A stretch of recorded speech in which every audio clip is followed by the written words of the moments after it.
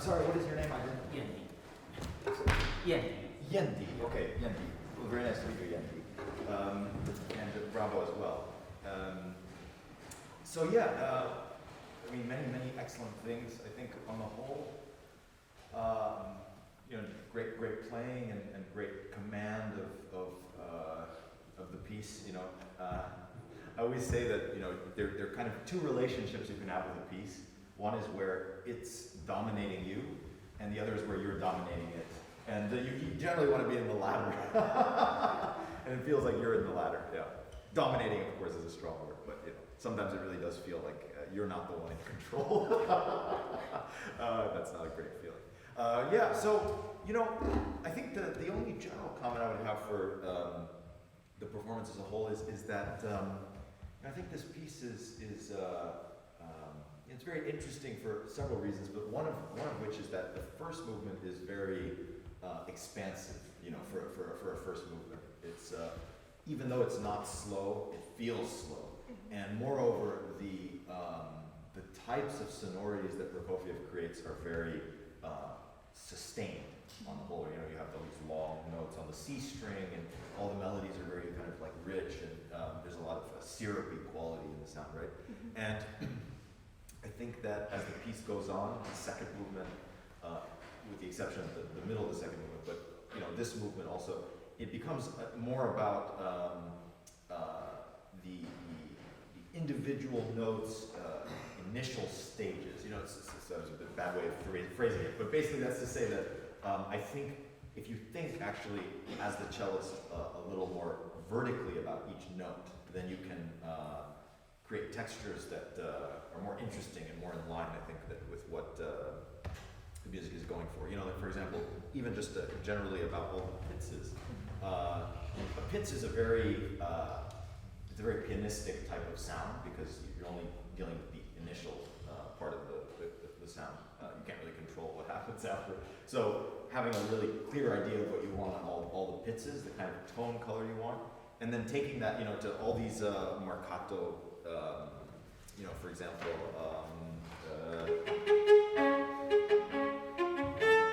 all this stuff where you have just kind of experimenting more with sounds that have less care for the whole of the note and more just for the articulation, I think, and that will also help sort of with the balance, because you know, I consider this piece to be one of the best written of all the sonatas in our repertoire in terms of balance, because the piano writing is not actually that thick, and I think it's kind of actually almost it seems too simple in some ways. You know, when you look at it, on the page, and I think that there's a risk also sometimes of trying to add too much in when there's actually not that much there. I mean, there's a lot there, but the texture is actually not that thick, right? So finding the transparency that's inherent in the piece, I think, is also a big part of it. Anyway, I've blabbed enough. Should we try the beginning? You know, in general, I thought your tempo in the Allegro mono troppo was very good. Yeah, I'll just say that. And yeah, let me play.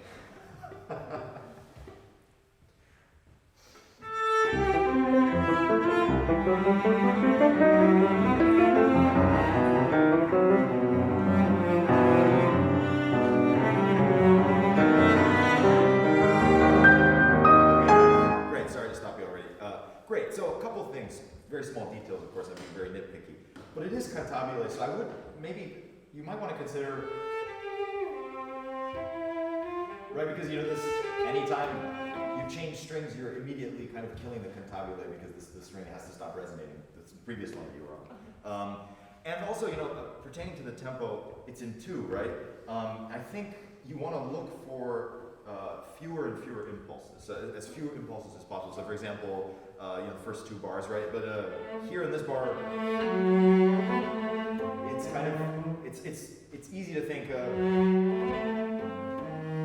the 3 impulses there, but if you get a, and then find new impulses, like just less frequently. And then the last thing I would say is that rhythmically, this kind of, it's always troubled me a little bit, but this, It's actually a really, really fast rhythm if you subdivide very accurately. And a lot of people, they play it kind of like a triplet or like an eighth even. So of course, it gets harder here. I don't know how you would do it, but you have to really later. It should be very springy. I think it should be kind of humorously absurd rhythmically. Yeah. Okay, you want to try the beginning one more time?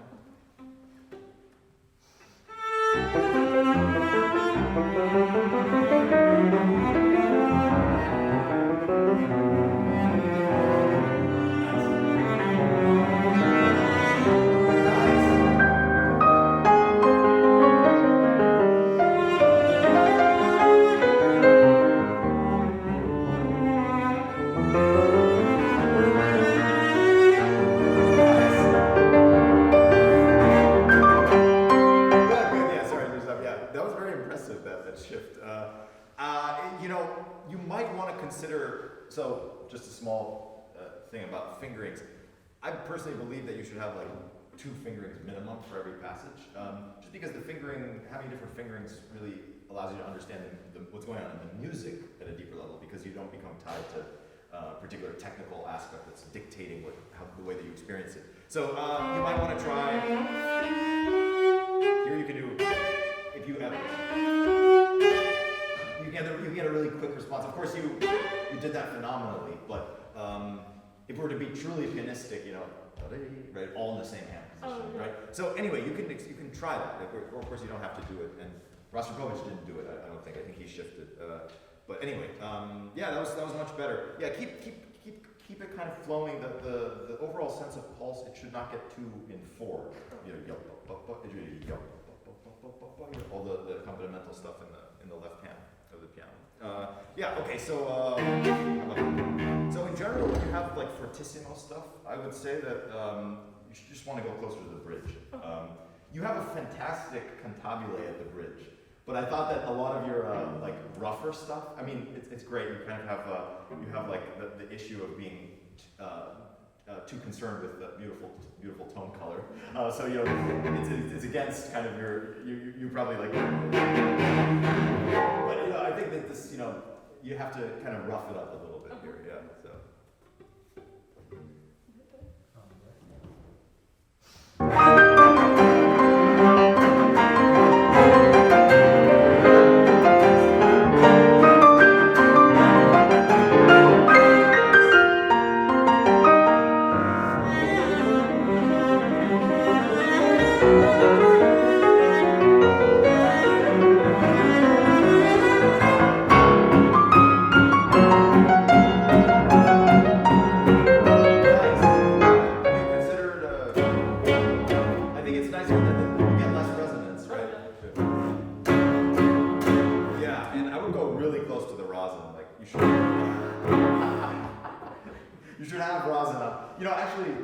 Having rosin on your thumb is nice because it gives you a little grip in the bow. You're less likely to drop your bow. But yeah, great. Here, I really like your overall lyrical approach. I would just say that vibrato on the small notes, might not need that much. So, and then here, so you have more when it blossoms. It kind of, just be aware of the way that you're distributing sort of the vibrato in the phrase. Okay, should we do the pizzas? And here, go for it with the fortissimo.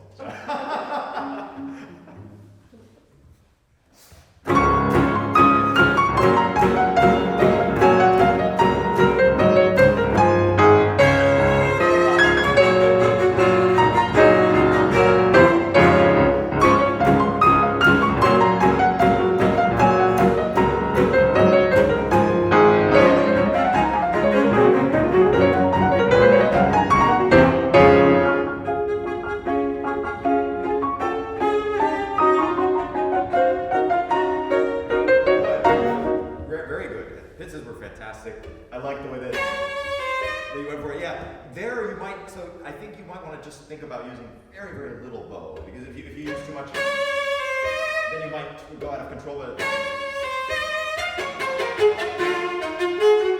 Sorry, I'm not warmed up at all, but yeah, really, really vicious. And then here, actually the opposite, I think I would use more bow, because right now you're kind of, you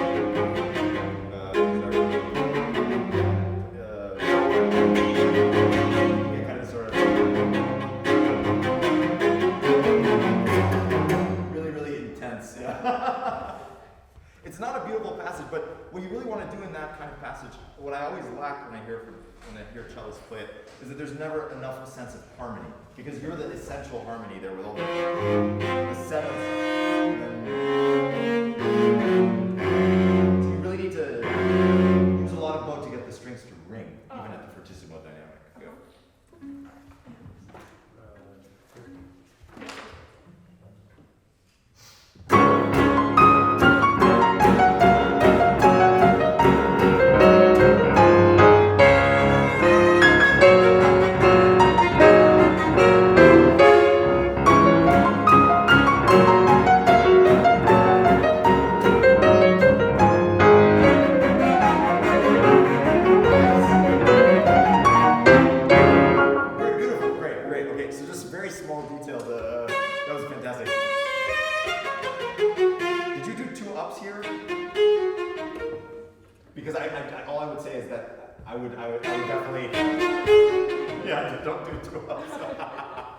No need.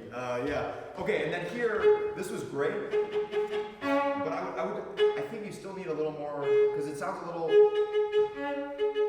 like Tchaikovsky, you know. And then don't give up also here. As the phrase goes on, persist in the articulation.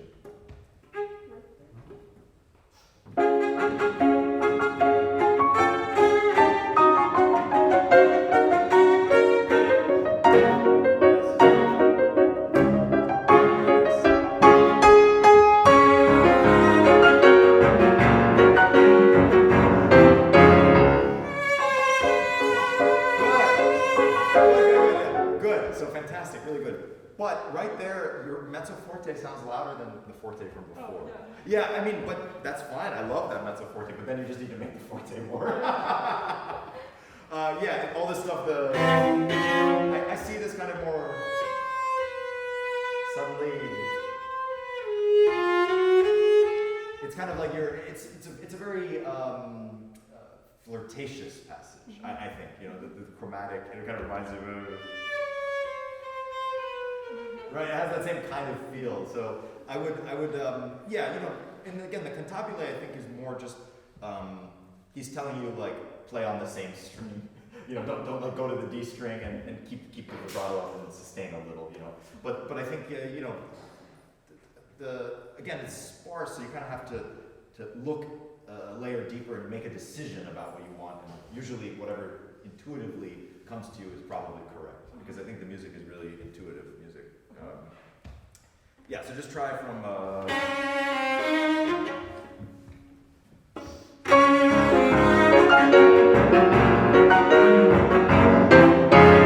Okay, but I'll definitely do A string. Yeah, exactly.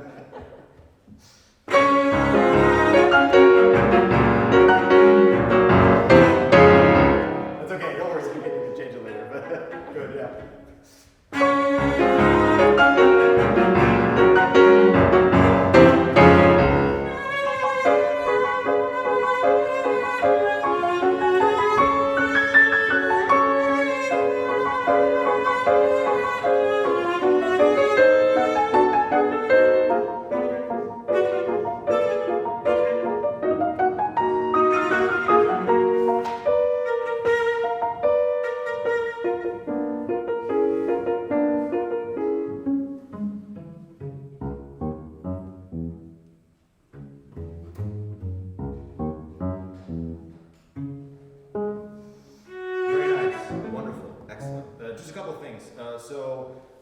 This was really good. Great, but here I would make it a little more terrifying. It's kind of just, you know, because it's the same rhythmic idea, but suddenly in a much louder dynamic. And then here, really feel that the whole line with both the piano and the cello is one long melody, because it's easy, especially with the pizzas, for it to get very impulse heavy. You know, if you, especially at the end when you have a bomb beat, you really want to feel the, which again reinforces the idea that it should be in two, really ultimately. Yeah. Just go from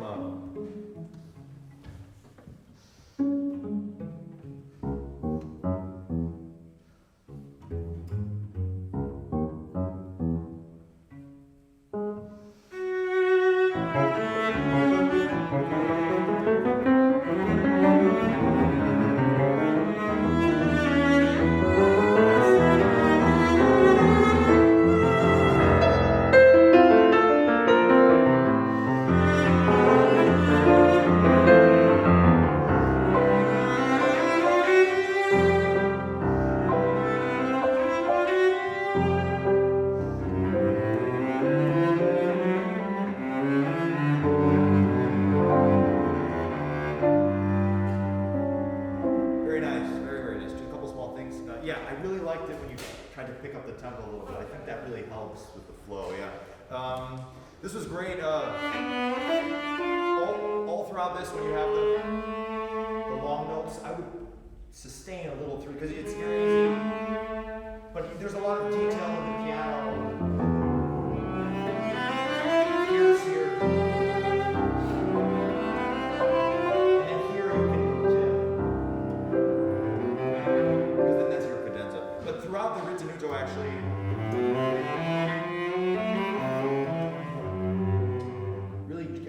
fewer impulses. I think you want to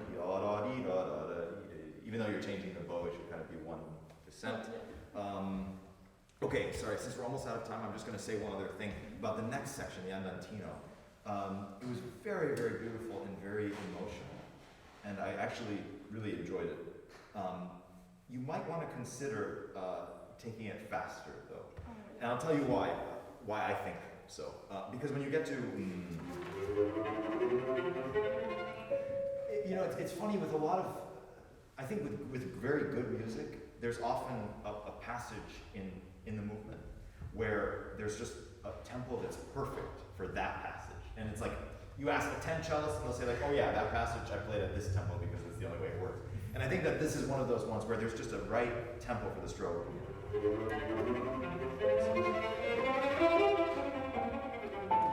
Sorry, I haven't figured out, but something like that. So, quite fast, actually. It's a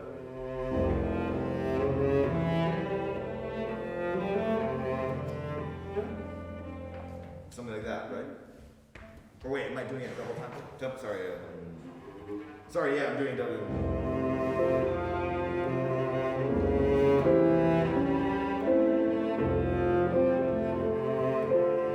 Something like this. Maybe that's even a little too slow.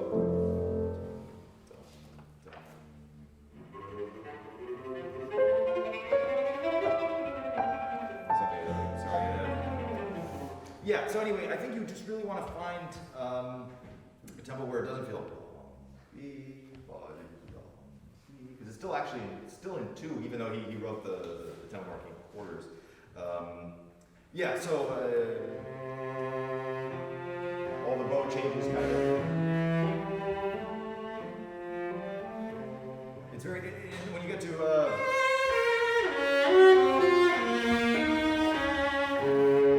keep it flowing through the sostenuto. Do you want to just try the tempo there?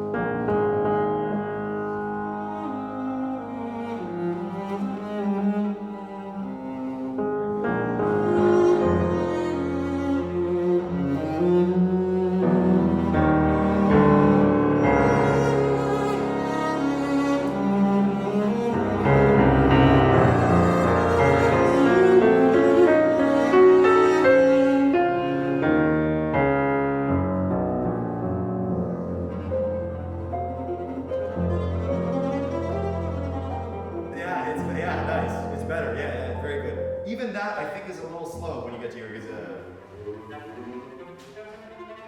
has to be kind of like a, it's like a wintry type of, and then, I like your stroke a lot, by the way, but what you don't want to hear is because there you hear da-da-da-da-da, you hear all the doubles, but it should be a tremolo effect that's actually measured. That's just the way I see it anyway. So, but yeah, that was already much better. Yeah, great. And then of course, the other reason why you want to do that is because when you get to the end,